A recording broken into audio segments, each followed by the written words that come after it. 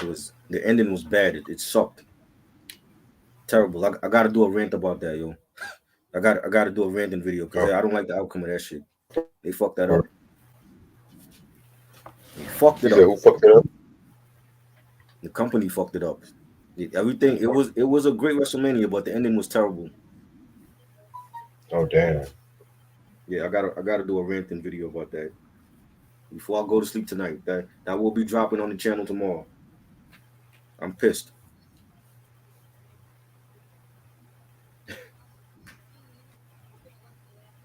Damn. Jesus Christ. How did they fuck that up? You fucked up a perfect pay-per-view. You all fucked that shit up? Wow.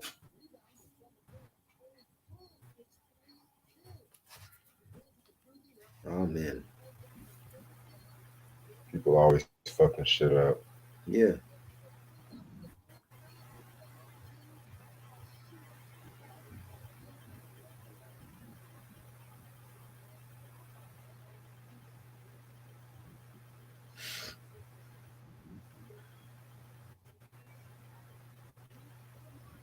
You been seeing the Dreamville performances?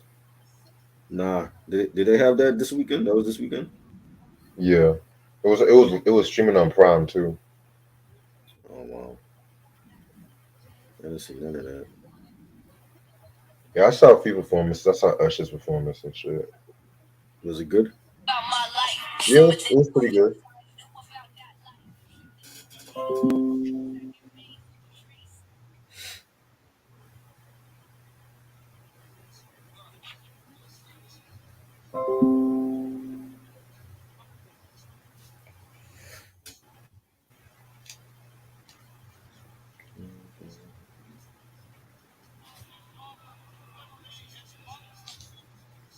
Man.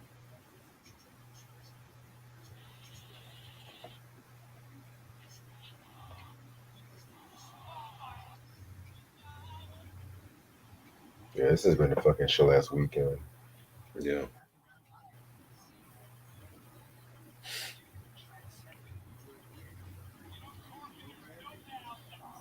I'll pay out the rest of my car note this tomorrow, and I'll be good.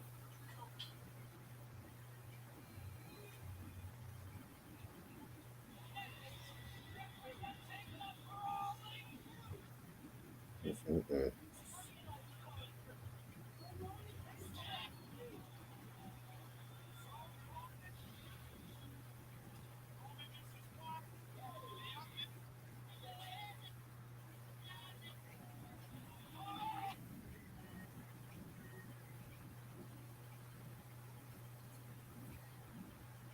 All right, I'm about to start in about 10 minutes.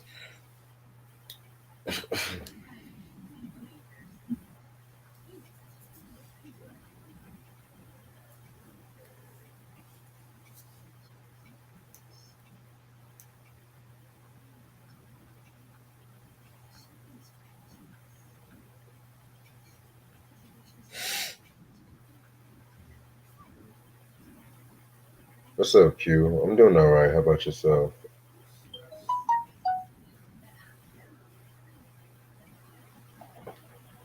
April is finally here. Thank God. Got a lot of shit to do in April.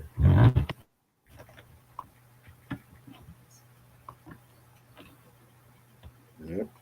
Like, I just want to jump straight to the end of the month so I can go to this concert.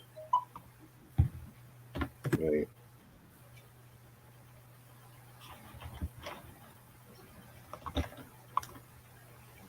You don't got any of these albums, right? Nah, not none of them. Just the Friends one. Okay, I just got the for this episode. I just got the Disco Gardens album. That's cool.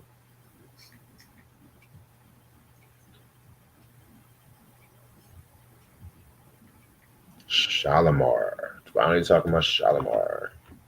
Yep. Honestly, spoiler alert: these first two are probably the weakest ones in the early era. But I'm gonna get more into that. Right. But technically, this is still part of the whole disco, the last of the disco. So I'm just like, fuck it. That's You guys enjoy the disco month? Yeah, it was cool. You know, Yeah, a lot of albums, man. I fucked with heavily now. Some of them were good, some of them were bad, some of them I just don't even know. right.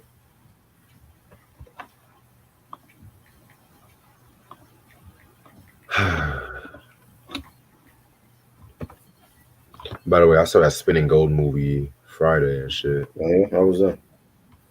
It was It was cheesy bad, right? but decent. Yeah, I fell asleep in some parts. I'm not gonna hold you. It, See it, me? it gave me it gave me Cadillac Records kind of vibes. The casting was the main issue. Yeah, I could tell. I'm like, Wiz Khalifa is George Clinton? No, he ain't that Well, legendary playing that role. believe it or not, I didn't mind him as George Clinton as I minded Jason Derulo as Ron Isley. Oh God, that's even Now, worse. now let us see as Gladys Knight. I feel like that was the best Mhm. casting, and I'm not even the Yeah, biggest Let Us See fan like that. wow. But I feel like that movie's gonna come to streaming like within the next 2 months. I'm gonna be real with you. I was the only Yeah, one in the theater when I went to go see that shit. That should tell you something. yeah, that's not good. I wasn't going to see it anyway. I'm like, yeah, that's a streaming movie. Don't even get me started on the girl that played Donna Summer. Oh God, where they get this bad casting from? Oh, the dude that played Bill. They cast a nigga who played Bill Withers look more like Percy Sledge and shit. Oh man, Like you saw the pictures I sent you, right? yeah. Yeah.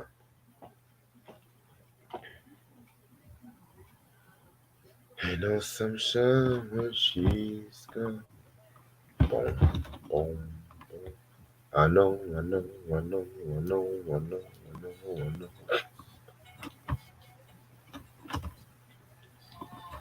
But yeah, man. The Shalamar. Every Sunday is gonna be a Shalamar Sunday at this point. Which was really not that intentional. I'm just like, fuck it. Because I want to come out straight with the hip hop this week.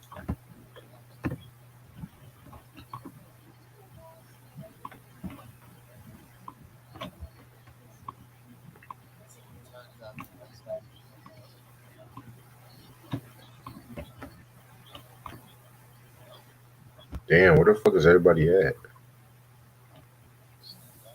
I It's don't only know. Q in the chat. Which is basically nobody. So Shit.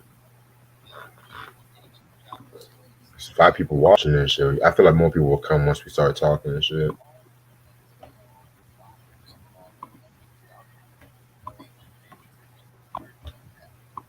Jason Derulo as Ron Isley. Jesus. He was giving me more James Brown. That's the thing.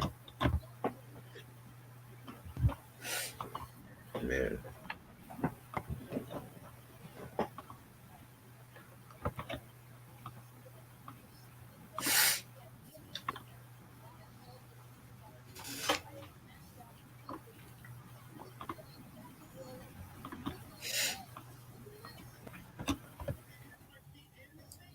Shit. All right, what time is it? Okay, about 4 more minutes.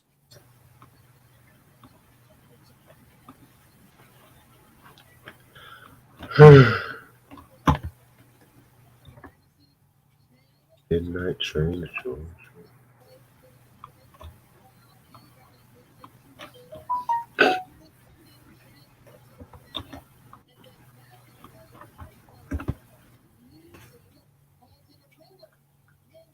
How's your mom doing? she good. She chilling. That's what's up. That's what's up.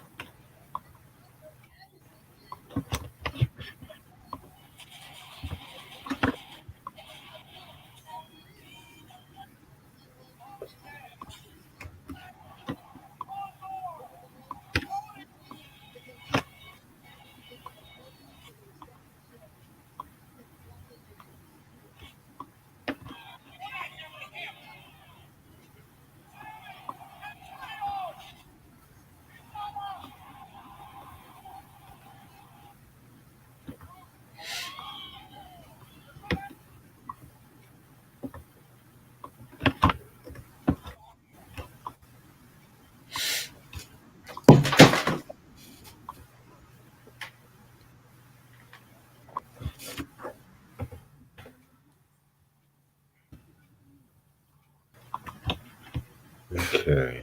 All right, let me pull some shit up.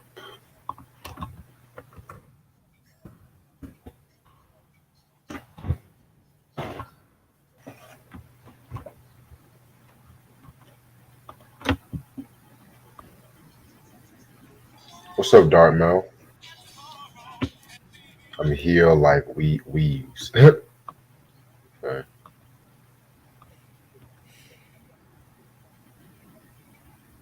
He said he's here like weaves. Try. Oh wow. I swear to God, this generation, man. I'm telling you.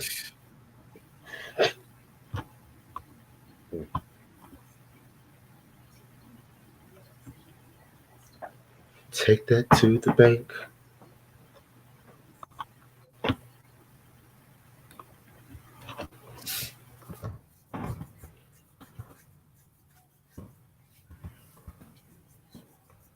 You know what? I'm ready to start whenever you are. Let's go. All right, let's do this because we the best. What's up, everybody? It's your boy Reg in the building. I got my homeboy Try with me. About Both of the niggas, talking the best shit about hip hop, R&B, rock, whatever comes in our fucking system and shit. You know what I'm saying? I'm glad everyone can hear me well. Today is gonna be a double review. We're gonna talk about Shalamar with their first two albums. Their first being Uptown Festival, and then the second being Disco Gardens. Just a key reminder: this is not the classic lineup just yet. We'll get more into that once we talk about Shalamar. But yeah, Uptown Festival is the first album. This came out with two singles, which was the title track, which is pretty much like a Motown medley, and Ooh Baby Baby. And this version of Shalamar is pretty much filled with session singers, which I'll get more into that. I'll get more into that in a minute. You know what I'm saying? So yeah, man, Shalamar, one of my favorite R&B groups. You know what I'm saying? Jody Watley, Jeffrey Daniels, Joe Brown, Howard Hewitt, you know what I'm saying? Very, very influential. How how we always do. How did you get into Shalimar? I got into them like '82 when Night to Remember came out, and Okay. This is for the loving you and make that move. I know those songs like when they already had Howard Hewitt and Jeffrey and Jody. That lineup. You know what I'm saying? So to me, that's when they made their best shit. You know what I mean? And Agreed. those were classic R&B, and unfortunately, then they stayed together and went their separate ways. And Jody Watley came out her solo album, her first one, classic solo album, and that was like she was like the real only like chick I was feeling at that time, music wise, like just before Janet came out, before Whitney, and before Mariah and Jody. They forget about Jody. Jody had a great solo career. You know what I'm saying? And Howard Hewitt was a great singer. He never made the same impact like Jody did solo wise, you know. And that was my introduction to them, and just seeing like over the years, like a lot of artists, sampling their music, and it's a great thing. Definitely, definitely. Um, to me, I want to say the song that really brought me into Shalimar with that one track they did second time around. You know what I'm saying? I just love the vocals and everything like that. Like they represent such a feel good kind of vibe within me. If you feel like especially when it came to like early '80s R&B, they were definitely one of the top tier group acts at that time that was just definitely putting it out there and shit too. Yeah, they've been through like a lot of tension, and some of the tension dropped into their music, which again we'll talk about. But at the same time, I definitely feel like they are one of the most interesting R&B acts at the time, especially when it came to like the late '70s to the early to mid '80s and whatnot too. So, all right. So, before I start, I just want to say, Shalamar. Realistically, there were like maybe maybe 4.5 lineups or versions of the group. I know, you know what I'm saying. So, we can easily split up this review in different eras. Of course, I like to look at it as like the first two albums, which is Uptown Festival and Disco Gardens. I call that the excuse me, the disco era. The Gerald Brown era. Because Gerald Brown was with Jody and Jeffrey, and then I would say once Howard Hewitt came, I would say from Big Fun all the way up to the Friends album, you can call that like the R&B era. you know, and I feel like that has some of their best work. Some of the most influential songs came from that period. And ironically, since we're talking about the Friends, I also call the Friends album and the Look album their new wave period. Yes, Friends was like the end of the R&B period, but at the same time, it has some R&B joints, but it still has some new wave textures, and their influence was breaking out into like the UK at that time too. You know what I'm saying? So bear with me. It's going to be very complicated. And also, just letting you guys know, we are really going to talk about Uptown Festival all the way up into the Look.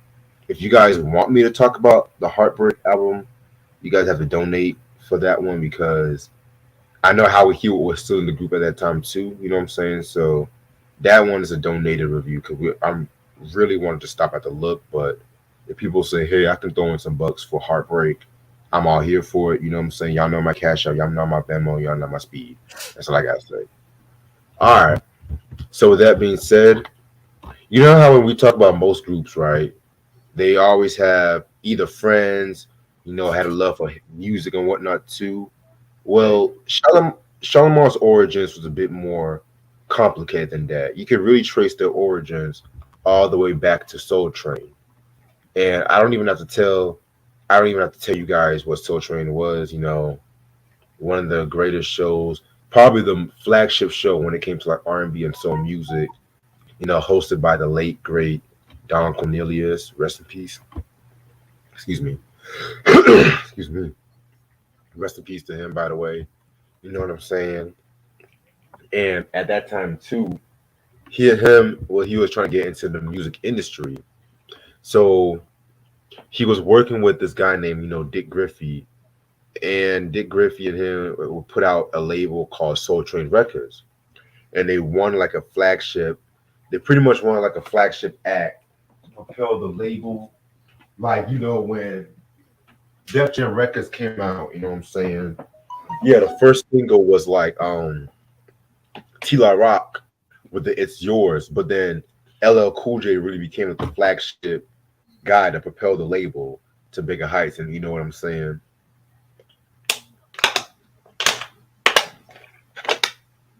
Sorry about that, my throat got hella dry for a minute, but yeah.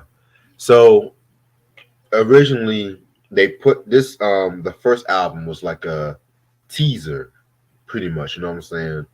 They just added some session musicians, session singers to pretty much just sing some songs, which I'm not gonna hold you. This first album was like a disco love letter to Motown, if that makes sense, you know what I'm saying?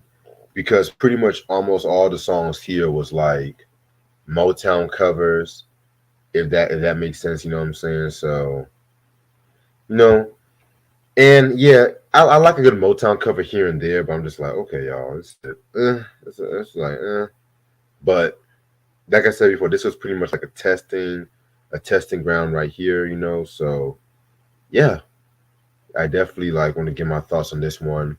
You know what I'm saying? Like these reviews, honestly, I don't really have too much to say about them compared to some of the other albums, but it's nice just to trace back to the beginnings of Shalamar.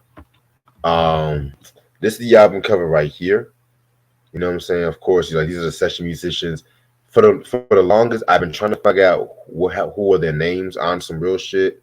And as you guys can see, I don't have the album on me. I thought I had this album. I thought I had this album, but it was actually the Disco Gardens album I got. Nigga, I got like over 700 albums and CDs and shit. So sometimes I can't always keep up with everything. You know what I'm saying?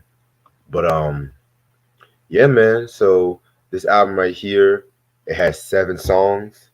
Let's get this shit started. Track number 1, Inky Dinky Wang Dang Do. Yeah, if I want to start off with Shalamar's Legacy, I'm going to start off with that song. Um, yeah, I did not really care for this record right here. You know what I'm saying? It was a bit too disco-y for my taste. You know what I'm saying? I feel like they was just trying to test out some of the sounds at the time too. You know what I'm saying? So, I could have done without this one. Trash. I don't like the title. I don't like the Def- song. I don't blame you. I don't fucking blame you. Track number 2, Beautiful Night. All I can really say about this one is I like the instrumentation on this album, on the song. Other than that, I could have done without it. You know. The beat was okay. It's about You said what? It was okay. yeah. Got you. Which brings us into Uptown Festival, which is like a medley of Motown songs such as Going to a Go Go, I Can't Help Myself, Uptight, Everything's Alright, Stop in the Name of Love. It's the same old song, Tears of a Clown. Love is like an itching in my heart. This old heart of mine is weak for you, baby love. And he was really saying something. Uh, uh, I love a good Motown song. You know what I'm saying? But I kind of felt like a whole medley. I can understand maybe 3 or 4 songs. Nigga, this was like the whole Holland Doja Holland catalog right here. My like throwing a little bit of Smokey and shit, but I'm just gonna be real. I didn't care for the singers on this album. I'm just gonna be real with you. I felt like the singers were kind of dry a little bit on some real shit.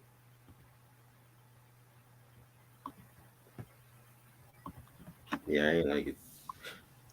Yeah, it was cheesy They're as not fuck. Motown. They trying to do Motown shit. They don't have the vocals like Motown vocals. I agree. I agree. Now you see why they needed to be a change and shit, right? But yeah, I next track, High on Life. Now this was actually written by Don Cornelius out of all people, and this is actually one of my favorite songs off this album. You know what I'm saying?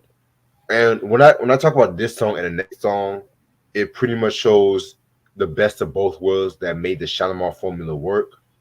The Uptown feel good nature of their songs, and then they had like the ballads too, which we're going to talk about the ballads part in the next song. You know what I'm saying? So, High on Life. This was a very good song. I like it.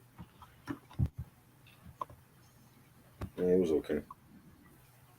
Yeah, definitely. And then which brings us into the cover of "Ooh Baby Baby." Now, granted, this Motown song by Smokey has always been a favorite of mine, pretty much, and it takes a certain motherfucker really to cover it right, And this is not really the best cover of the song, by all means. I I even got Zapp and Rogers cover of "Ooh Baby Baby" over this one to keep it a buck with you, but I'm not saying this is the bad cover compared to the whole Uptown Festival. I could do this one over that one, so it's alright. No, they're not Smokey. Smokey Robinson is a legend. Like nobody's beating his own song. You Right. know, High on Life that was sampled also by Extra Prolific for their first album. Oh wow. They did a song Okay. called "Go Back to School" with I think Opio was on that, and they sampled that High on Life song. Nice. Alrighty. Track number 6, You Know. This is yet another song written by Don Cornelius. I like this song. This one was a pretty much a banger right here and shit. So yeah, it's pretty cool. Nah, I didn't like it. It sounded like some Motown song. Yeah. Well, I did say this was like their Motown love letter and shit. So, and the final track off this album, Forever Came Today. This was a cover of the Supreme song right here. You know what I'm saying? I didn't care for this one. It was a bit too disco-y for me, Yeah, I ain't like it. right? So that's how short. That's that's how short this review That's is our and shit show. too. Yeah. Well, that's one of the two albums we're going to talk about, but I'm going to be keep it a buck with you. This might be the weakest Shalamar album up to this point. You know what I'm saying? And again, this was like a testing ground too. You know what I'm saying? You can pretty much say this like a demo or whatever. But and my only gripe is I feel like it was a bit too disco-y with the Motown songs and shit like that too. The session singers didn't really have like a lot of life into them, in my opinion. You know what I'm saying? So I'm gonna give this album maybe like a 2 out of 5, honestly. Nah, I don't like the album at all. It ain't getting no mic from me. Respect, respect. At least you being honest and shit. All right. Which brings us to now the next album is this album came out in 1978. This is the Disco Gardens album. Yeah, so now they're making some good steps. They found their singers. This lineup of Shalamar has Gerald Brown, who was this guy right here. Of course, Jody Watley and Jeffrey Daniels. You know what I'm saying? This was released on Solar Records now. You know what I'm saying? So, and it only came out with like one single, Take That to the Bank. You know what I'm saying? So, yeah. Yeah. So, when it came to the Disco Gardens album, you know, pretty much, Don Cornelius wanted to like find some singers to like do the whole Shalimar thing with Jig, you know what I'm saying? And they picked Jody Watley and Jeffrey Daniels, who at that time they were like the most popular dancers on Soul Train, up to that point too, you know what I'm saying? They were always dancing together. And originally they had Jermaine Stewart they had Jermaine Stewart. No, he was also supposed to be a singer, but he ended up being a dancer. And you guys should know Jermaine Stewart. He had that song back in 80, I think 86, called "We Don't Have to Take Our Clothes Off." You know what I'm saying? So, yeah, tragically he passed away in '97 due to like AIDS, liver cancer. You know what I'm saying? So rest in peace to him. And that's when they brought in Gerald Brown.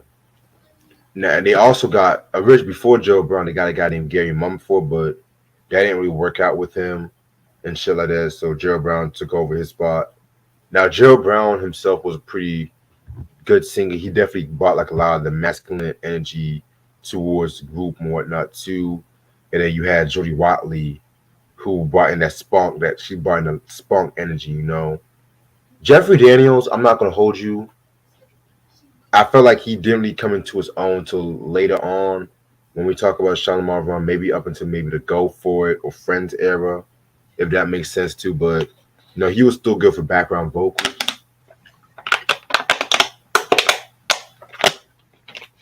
So yeah.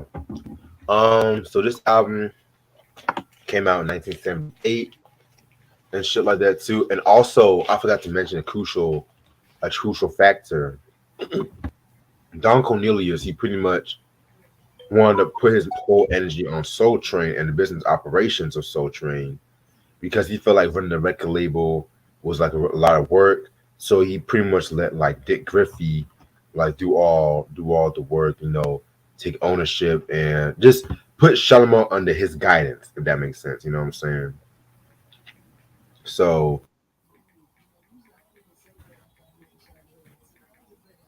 Yeah, yeah, man. And then this was the only album with Gerald Brown. And the reason being because the fact that he left the group because it was like money issues. He felt like he wasn't getting paid right from what I looked up. And he left, and then that's when Howard Hewitt came. But that's going to be another story for next week when we talk about the Big Fun album. So producers of this record, you know what I'm saying? Producers of this record includes Leon Silvers and Dick Griffey. Leon Silvers, you got one of the older brothers, one of the oldest brothers. They had their songs like Boogie. I think it's called Boogie Fever. I know Foster Silver, he did that one song called Misdemeanor, which that's been sampled a lot of times in hip hop and R&B. You know what I'm saying? So I'm not really the biggest Silvers fan, but I do like Leon Silver's production work, if that makes sense. So yeah, this is the back cover right here.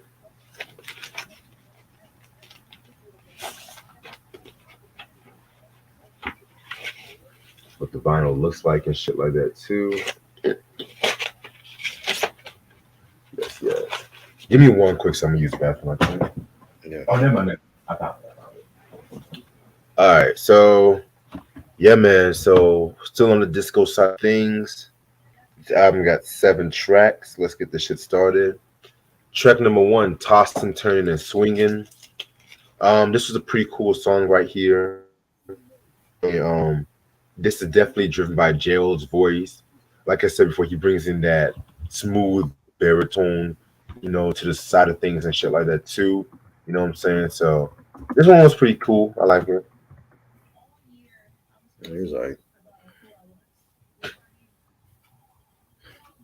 Track number two, Shalamar Disco Gardens.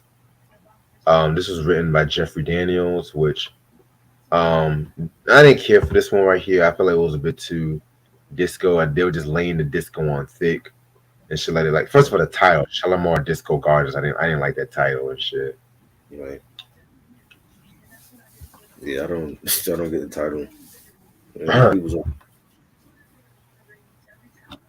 You said the beat was okay. yeah,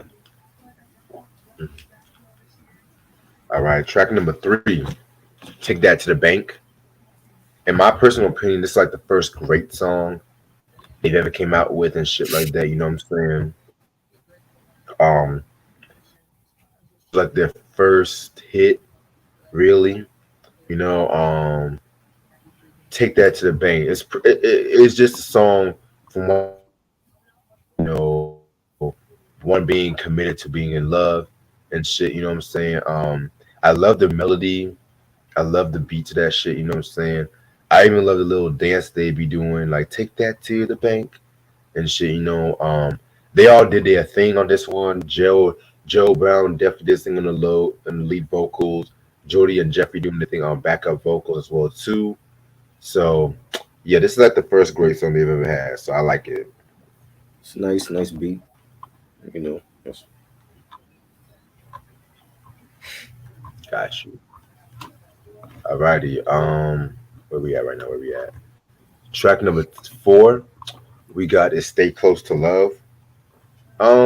Nice ballad. You know what I'm saying? This is another song where Joe definitely did his thing on and shit too. So it was pretty decent. yeah, the ballad was cool. I liked it. Mm. Then we have "Leave It All Up to Love." This song was pretty okay. Not one of my favorites off this album, but I don't really dislike it. It was like, Yeah. Alrighty. And then we got "Lovely Lady" again. "Lovely Lady." That's another favorite song of mine and shit too. A song where they were just trying to test out the Shalamar formula that works for them and shit too. You know what I'm saying? So yeah, this one's pretty alright. It was pretty straight. it had a nice beat. Yeah, definitely a good beat. And the last song, "Cindy Cindy," I didn't care for. I felt like the horns saved this song to be real with you. Yeah, it was. I didn't care for that. All right. Now overall, when it comes to this Disco Gardens album, they were making the stepping stones until finding something that worked for them. But at the same time, they were still like trying trying like different sounds to see what works for them. You know what I'm saying? I do like this a bit better than the Uptown Festival album, but at the same time, I'm gonna keep it a buck with you. If you're just getting to Shalamar's music, I would not start off with the first two. Just keeping it a buck with you guys and shit like that. I would definitely start off with either Big Fun or Three for Love. So I'm gonna give this one a 3 out of 5. I didn't like none of them. Just listen to the Howard Hewitt group. They were better. Yeah, and that's all of the time we have for the Shalamar albums and shit. Not too long, you know what I'm saying? But hey, it's disco, so I just thought, you know what, let's just talk about this. It was starting off Shalamar anyway and shit. So yeah, what time is it? Okay, 37 minutes. Lovely lady is fucking incredible. No, I mean, if you like Lovely Lady, man. I mean, I said it's a cool song, but it's not really one of my favorites. But to each his own.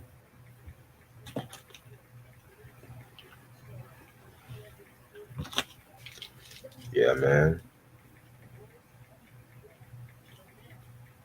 Also tomorrow at midnight is gonna be part 7 of the R&B list and shit too. You know, the list is heating up. We're already at 40 to 31. Really cannot wait to talk about the shit tomorrow.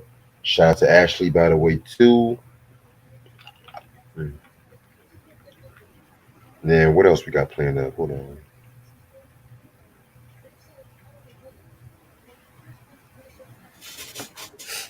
Then Wednesday at 11 p.m., we're going to talk about Keith Murray with The Most Beautifulest Thing in the World. You know, that album. Like I said, this whole week we're going to talk about artists that we have not talked about on this channel before. So, you know, kicking off the hip hop trend strong. Right. Thursday, we're going to take it down south. We got Two Live Crew, as nasty as they want to be. You know, that's going to be an interesting album to talk about, you know. And then Saturday, we're going to take it to the West Coast and we're going to go with Yo Yo and Make Way for the Mother Load and shit, you know. Yeah. So pretty interesting, interesting week. You know what I'm saying? Honestly, the album I can't wait to talk about the most this week, surprisingly, is a Two Live Crew album. Oh, Lord. Can't wait to talk about that. He said, "Oh Lord." We turn the calendar and we back to trash reviews again. We started with these two and then there's two live crew after that. Hey, hey! I told y'all it's gonna be east, something from the east, something from the west, something from the south. You know what That I'm don't mean saying? the shit. That don't mean everything from the west was hitting or the south. You might as well talk about Young MC. His album was trash, and he's from the east. Young MC is coming. That's gonna be a double review with Tone Loc and shit. Tone Loc album was better, I agree. way better, way better. Way Not even better. close. DJ Nelson could give me that fucking badass Young MC album, but he can't give me the damn El Nino album. What's wrong with him? He didn't even hit me up and shit. What's wrong with that nigga? About to unfollow his ass. Fried bastard. Like, come on, man. That's why I said I might. That's why I'm still gonna get you that Kid and Play album and shit anyway. So Yeah. Though the only I'm not wasting my time with that nigga. Like he been acting funny since the pandemic. Raising prices for albums. Like nigga, come on. Niggas is not trying to pay no $100 for one album and shit. oh hell no. You know what I'm saying? As much money as I give that nigga, acknowledge me, motherfucker. I gotta start acting like Roman Reigns on these niggas. Yeah, I'm just like, where the fuck this nigga at, yo? Nigga playing. Not acting funny since the pandemic. That's crazy. He wanna raise prices since the pandemic. Like fuck out of here with that.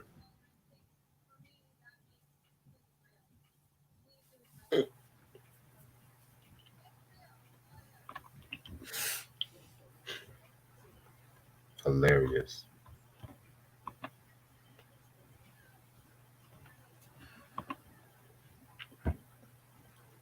Yeah, Young MC wrote Tone Loc's album to Dartmouth. You know what I'm saying? He made a mistake doing that. The Tone Loc album was better.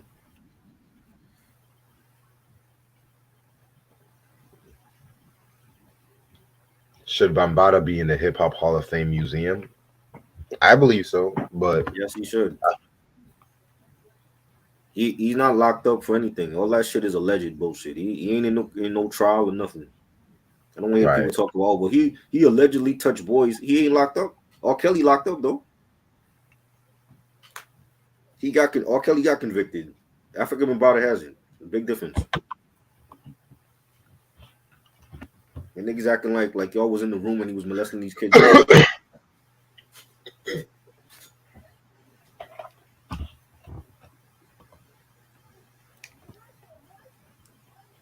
Q said, I can't wait for all those, especially Two Live Crew. Interesting.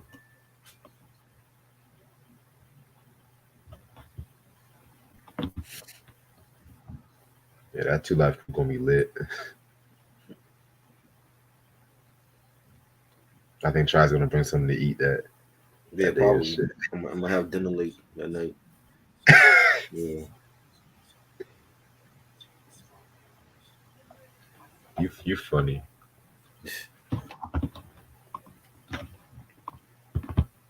Yo, what's up, Mike?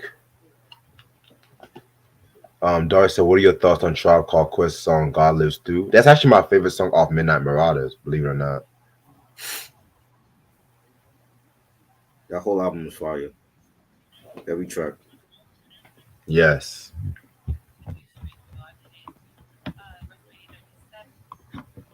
I'll be right back. I'm gonna boil some water downstairs. Mike is good.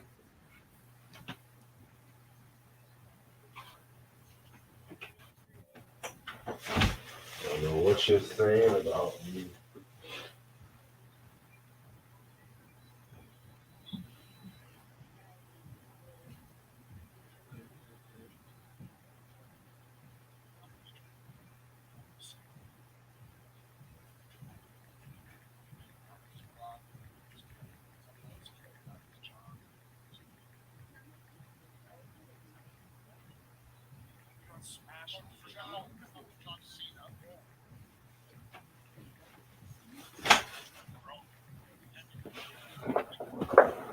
Sam said award tour or ego tripping part two. I gotta go with ego tripping part two. I'm in a shitty mood, Mike. I gotta rant about the end, the way WrestleMania ended, because it's crazy. They totally screwed over Cody Rhodes.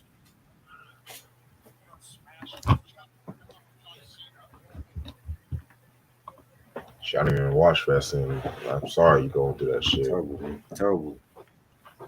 Just when you get the fans back involved in shit, they want to fuck over a damn storyline.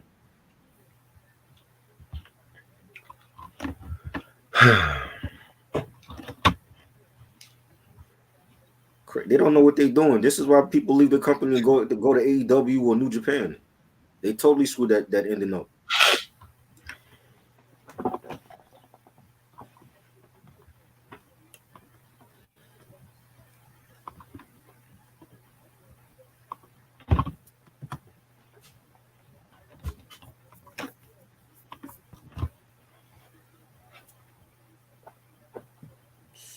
Crazy.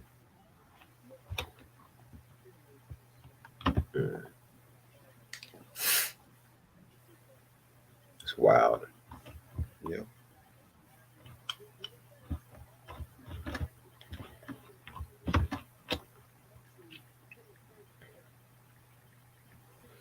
Mm. But yeah, that new Hit Boy album is pretty dope, man. Gotta hear that.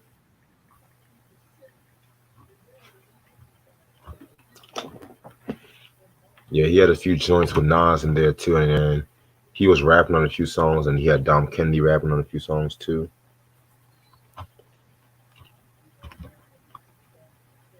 I think he wanted to show motherfuckers that he can still rap and shit. You know what I'm saying?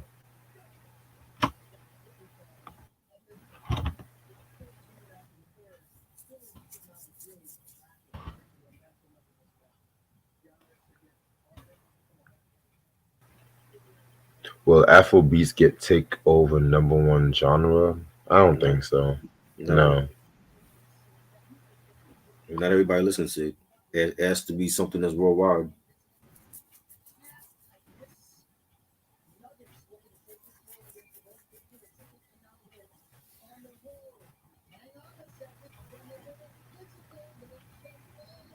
Mike, you would have been pissed off if you went. I actually like follow people that went, and they were telling me, I'm like, yo, I would have been pissed coming home, bro. I'm glad I seen it on streaming instead. I would have been because they fucked up that ending. Damn, was it that bad? The ending was the actual event was good. The pay per view the matches were good, but the ending was terrible because I don't know, like they're trying to put Roman Reigns as the best ever. He's clearly not the best ever. I've seen legends live that were better than him. He's not a legend. Oh, oh wow. They're trying to put him over like he's some invincible champion, and he's not. Hilarious.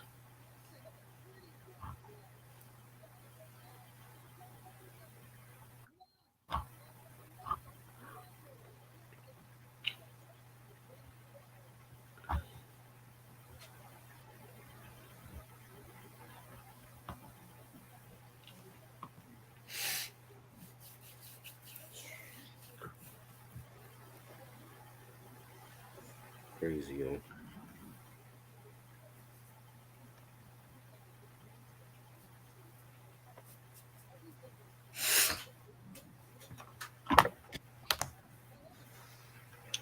Shit.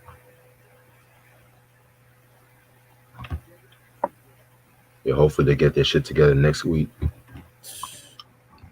Unbelievable.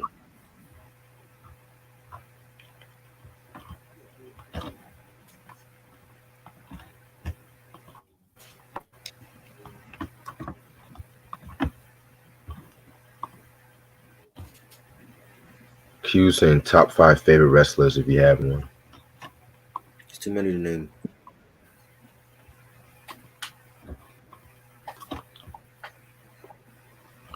Shit, y'all better than me, man. I don't even know five wrestlers like that.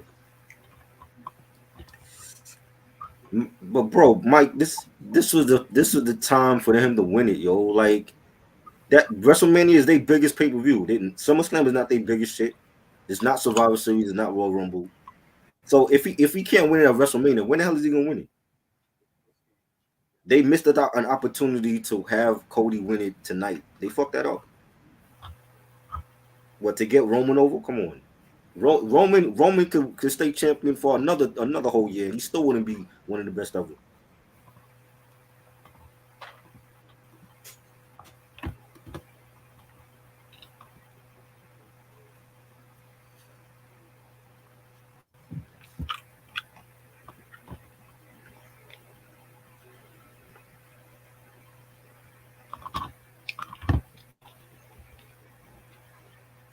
Mike said I think he might lose it at the SummerSlam in Detroit. He about to take time off. Fucked it up big time.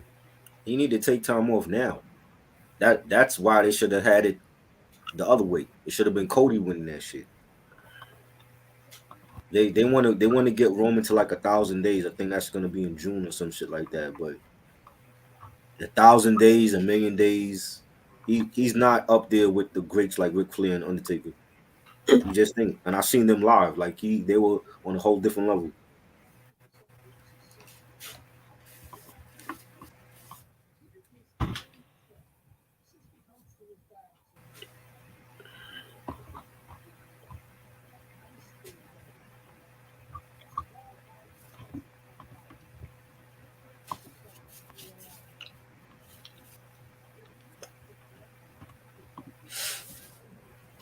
You gonna see that Super Mario movie this week?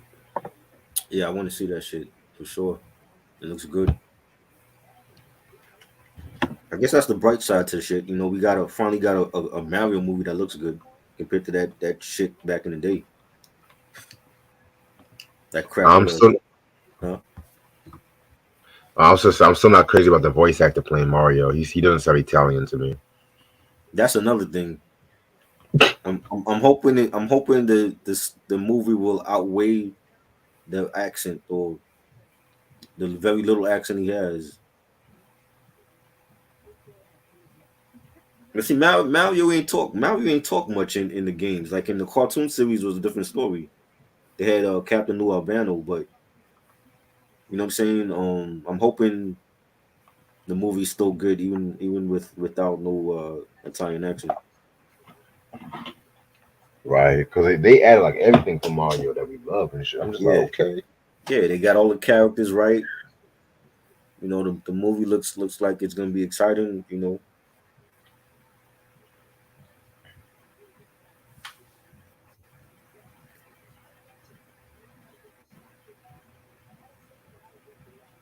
I'm gonna stay on for another 10 more minutes. yeah, they screwed up that ending tonight, man. Definitely. If that's the case, Cody Rhodes could have stayed in AEW. I feel like they wasted his talent tonight doing that shit.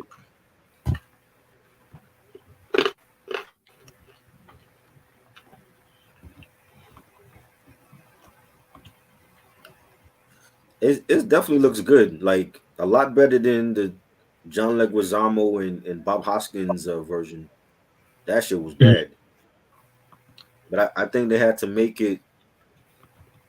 They had to make it like this. They had to make it like an animation because not everything gonna come out good live action. Right, It's possible they could do it. I would love to see a live action like Voltron and a live action He Man, but it has to be done right. You know, and for whatever reason, it's like when Hollywood tries to do these cartoon movies live action, they don't get the actual costumes right. They don't get the characters right. That's why I didn't like Transformers. Like all those Transformer films, they didn't get the robots accurate, except for Optimus Prime and Bumblebee. You know what I'm saying? When you look at the yeah, first Transformers film, it's like Megatron didn't look like Megatron, Starscream didn't look like Starscream. It's like you couldn't tell who was who, and it was the same storyline. It's like they kill Optimus in early in the film, and then it's like, oh well, we're gonna get a revive Optimus so we can go after the Decepticons. It was the same storyline for all of them.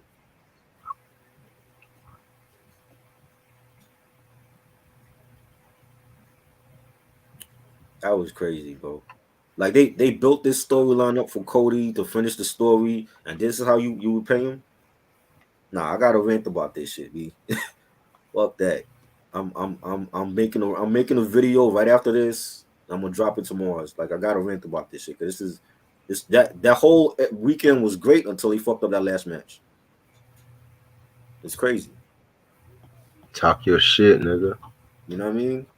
I gotta talk about it because I've been a wrestling fan, so and it's long overdue.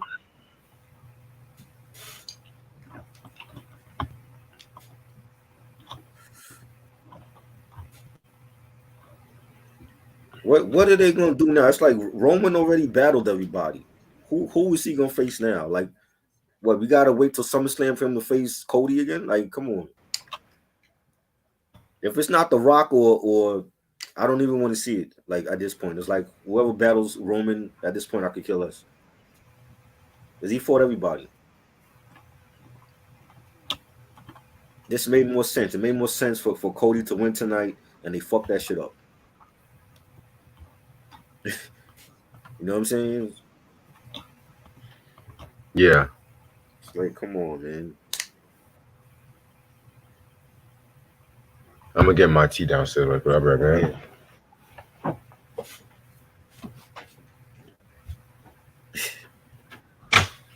word, man.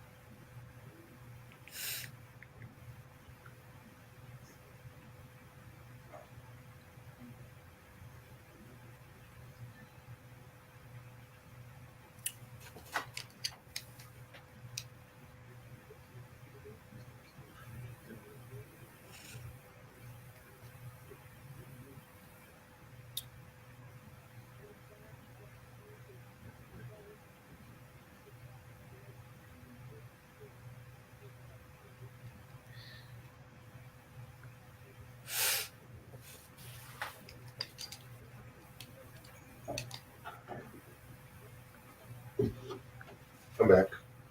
Yeah.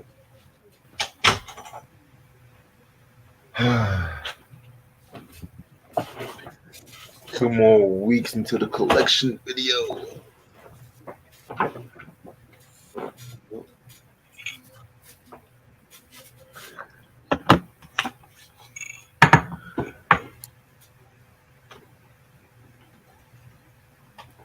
Q said, "What do you think about the Sonic movie?"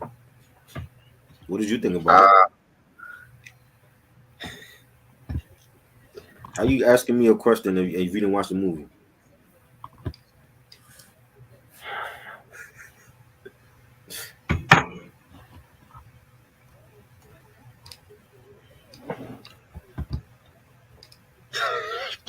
Mike, only Mike would know about that. He's a real movie head.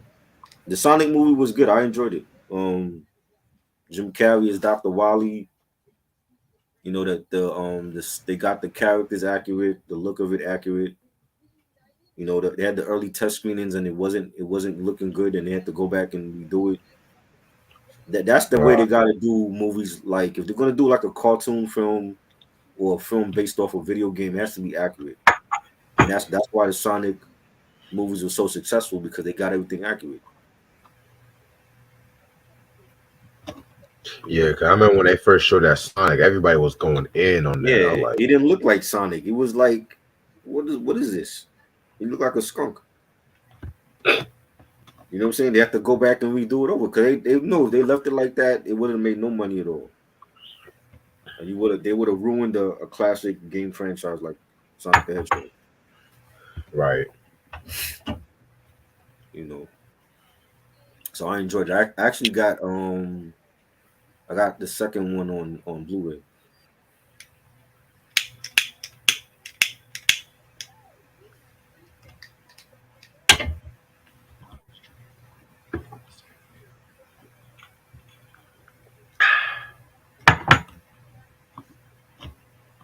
Every day I'm hustling, hustling, hustling.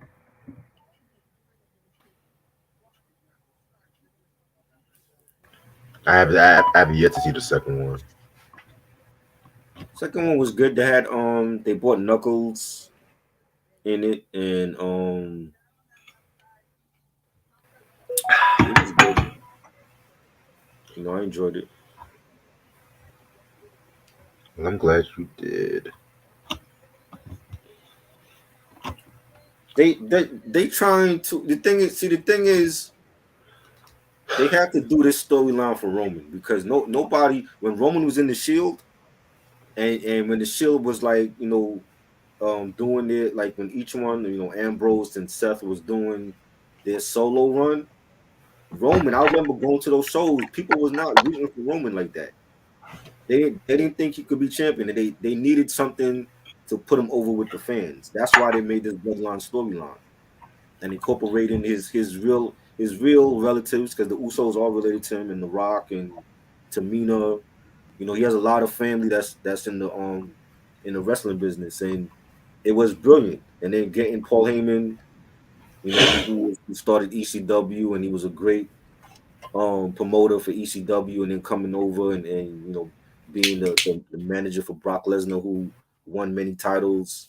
It was a brilliant idea. So they had to do this to get Roman over with the fans, but for just because like he's been champion for 3 years, I'm not about to put him on no same plateau with Ric Flair and Shawn Michaels and Bret Hart. He ain't that. He's not that. You know what I'm saying? Those legends were household names. Your grandparents knew who Hulk Hogan was and who Bret Hart was. You know what I'm Right, saying? Like Roman Reigns is not a household name like that for holding the title for 3 years. You know what I'm saying? Unless you heavily into the wrestling community, nobody knows who he is like that outside of wrestling. Because he's not big in Hollywood like The Rock. Everybody knows who The Rock is or John Cena. He's not on their level.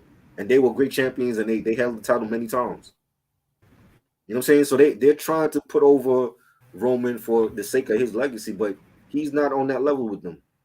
He could hold the title for 10 more years. He still wouldn't be on that level.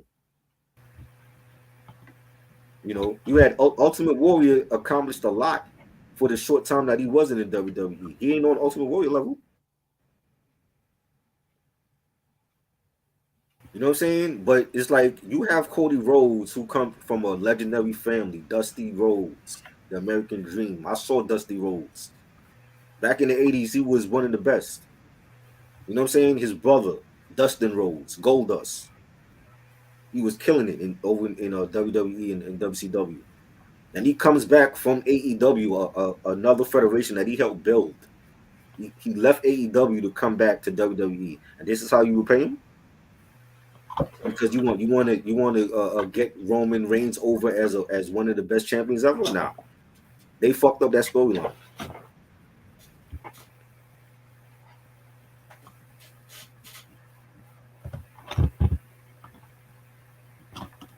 It was a great WrestleMania, but that the way that it ended with that match was bad, and a lot of people are they see exactly what I'm talking about right now.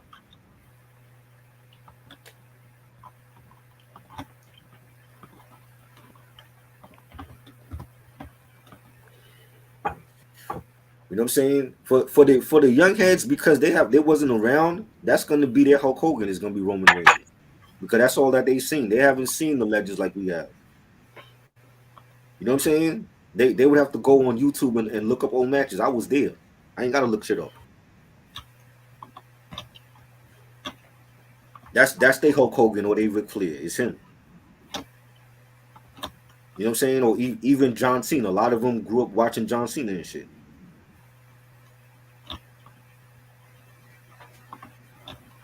You know what I'm saying? They had to do that storyline because they wouldn't have got him over with the fans if it wasn't for that storyline.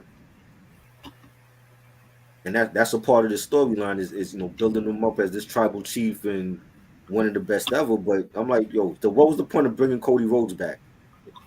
You brought him back to the company after he was gone for like what 6 years when they was mid carding him and he was dashing Cody Rhodes and Stardust, terrible characters he played. He didn't even like playing those characters. He leaves the WWE to go to AEW. He was a champion over there and built that federation to where it is at now. You know what I'm saying? He comes back and to finish his story, and this is what you do. Let's give him some They bullshit. they fucked up that storyline, bro. Like Triple H can say whatever. He fucked up that storyline.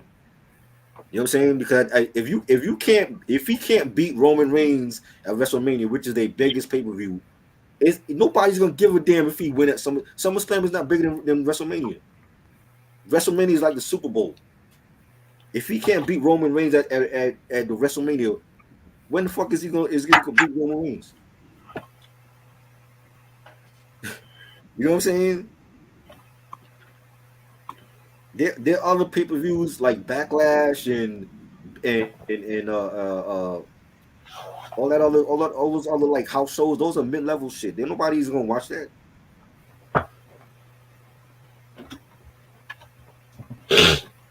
You know what I'm saying? So he gotta wait till August till SummerSlam to beat him. Come on,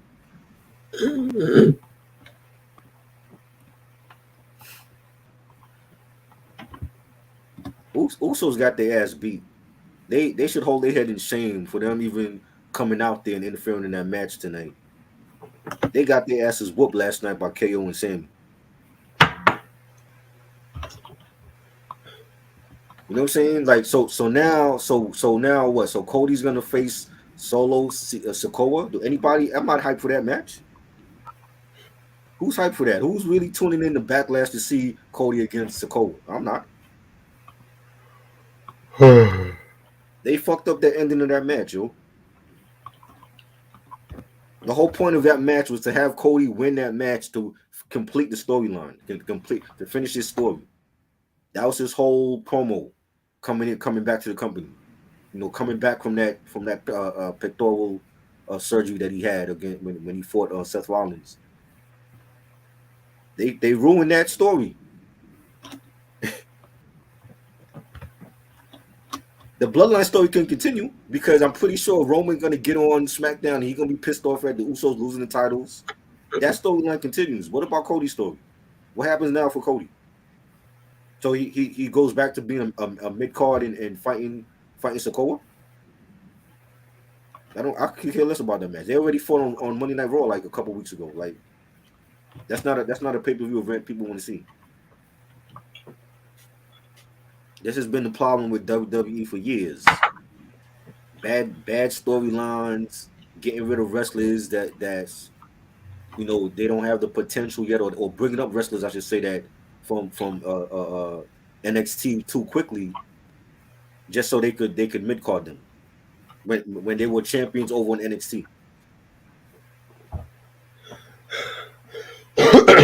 This is what I'm gonna rant about. I'm gonna do a rant video and drop that shit tomorrow because I love wrestling and I gotta talk about other interests besides music, and it's long overdue.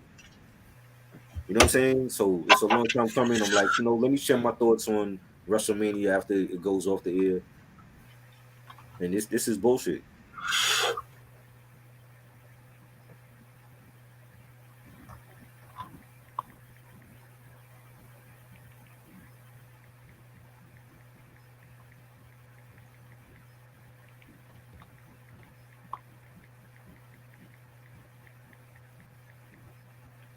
Do I hear Daylight Souls, Me, Myself, and I in the background?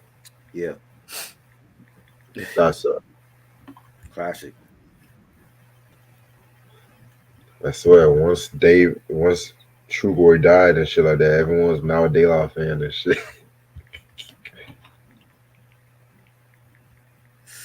Yeah.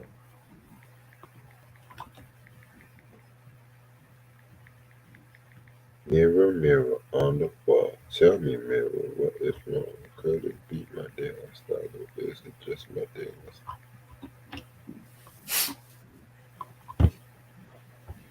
He's not ready. It's like who's gonna face Roman next? Roman done ran through that whole roster. Who he gonna face next? He might as well take a vacation now and come back with SummerSlam because they don't have nobody to face him. The people we want to see him face go against they in Hollywood like The Rock. You know what I'm saying? So it's like who's he gonna face on the roster now? Like he beat everybody. Can't stand the You know what Rock. I'm saying? He beat everybody on the roster on Raw and SmackDown. So it's like that's why I'm not understanding like what they where they trying to go with this story.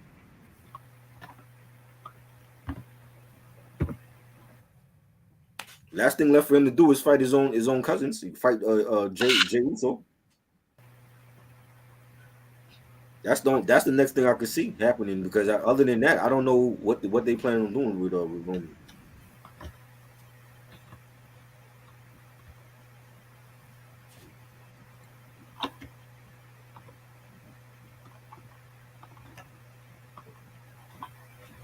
Or fight Gunther, who's the IC title. I don't know if I don't know if Gunther could beat him, but at this point, it's like, hey, maybe you got to have a heel against a heel. You might have to have Gunther against Roman.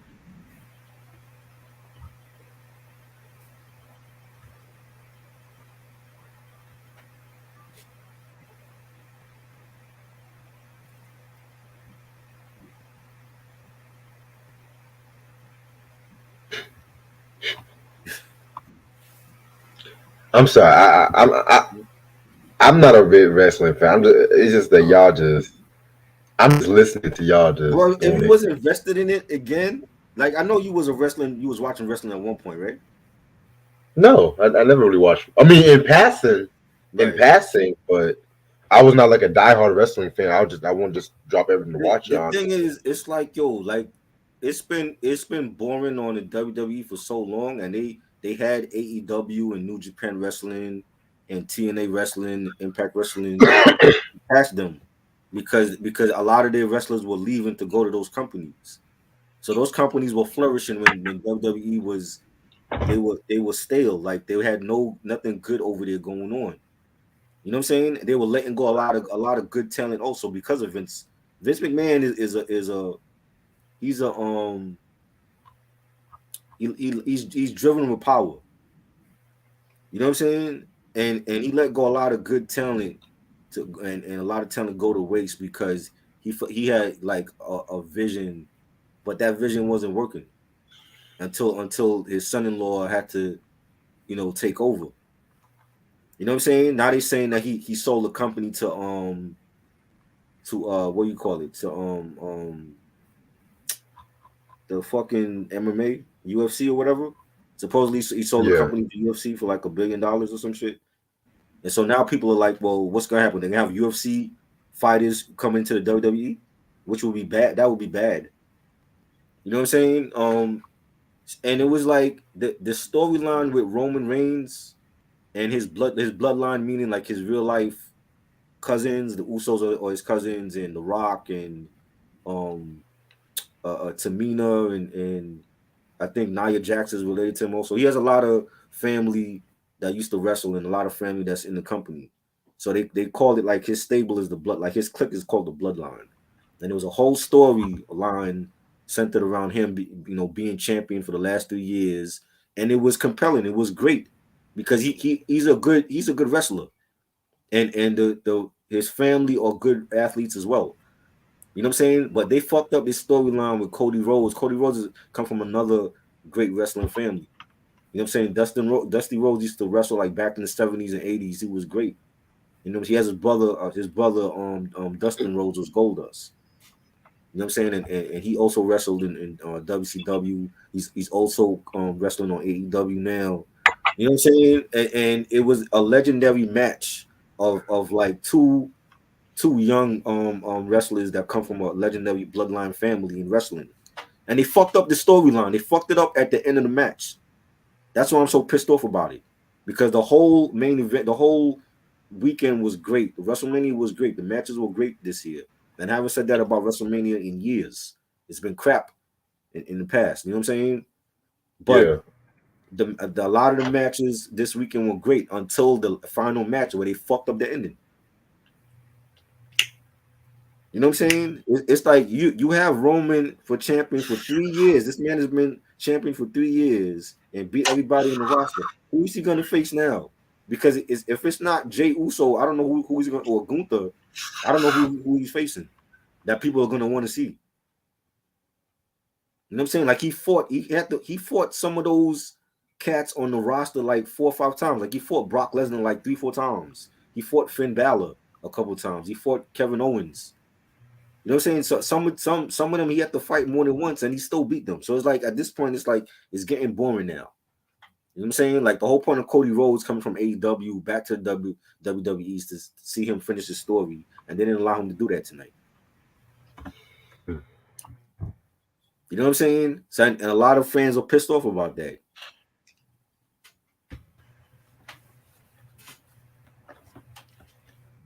You know, like these are people that I went to see. You know what I'm saying? Like I've seen the Shield, I've seen Roman Reigns. You know what I'm saying? Like he's Yeah. good. He's not a legend. There's a difference. You know what I'm saying? When you look Yeah. at the NBA and you see superstars like Steph Curry and Kevin Durant and Giannis, those are superstars. They're not role plays. And the Int- WWE, they had to make a storyline like that for him because he wasn't getting over with the fans when he went solo. You know what I'm saying? It's yeah. like if you come from a group, if it was like BBD coming from New Edition, and imagine BBD not selling no records when they went solo, they would be begging Ralph Tresvant and Johnny Gill to reform that group.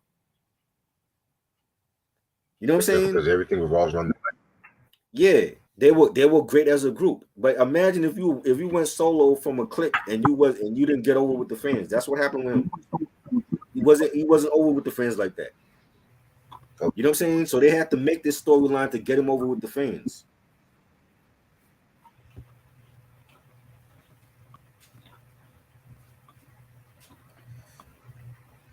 You know what I mean? And I feel like the ending of it was not what it should have been. Just to keep Roman as champion. So it's like, so now what? You either gonna retire or you got to take some time off.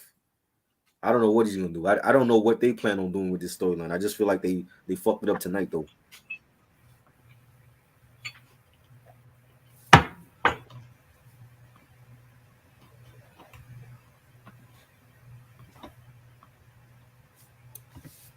but hopefully they'll get their shit together when they get their I shit hope so. together. I would. This is not the time for them to lose fans. If they lose fans after this storyline, that would be bad for them.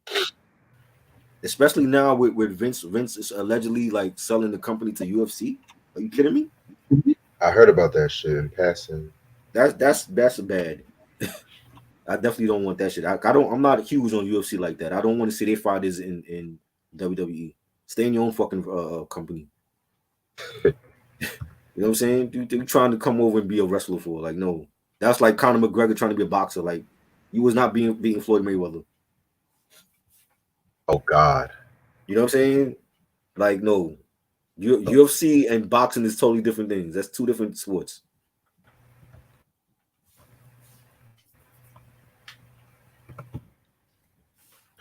Well, shit. Like I said before, they need to get their shit together.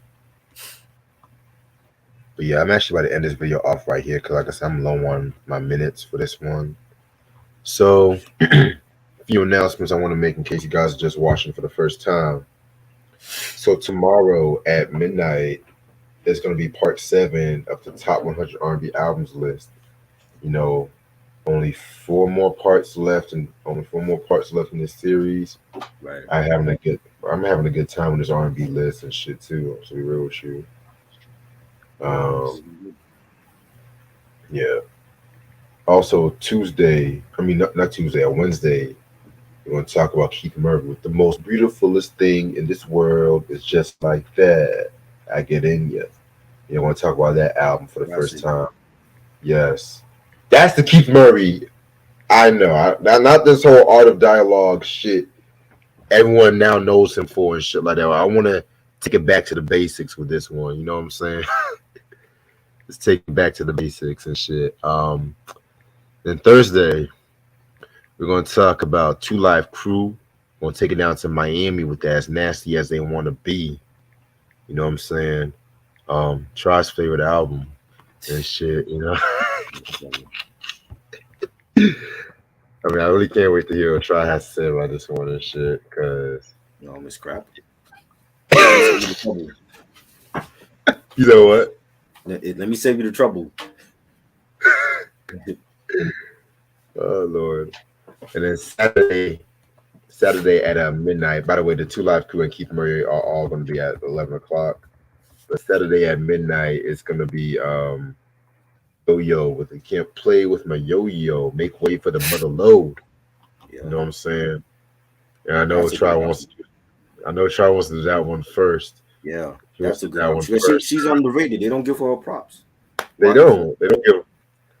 They don't give because you know this was the authentic period of hip hop, like I mentioned with the Nicki D and shit. You know what I'm saying? So Those are the ones that were great.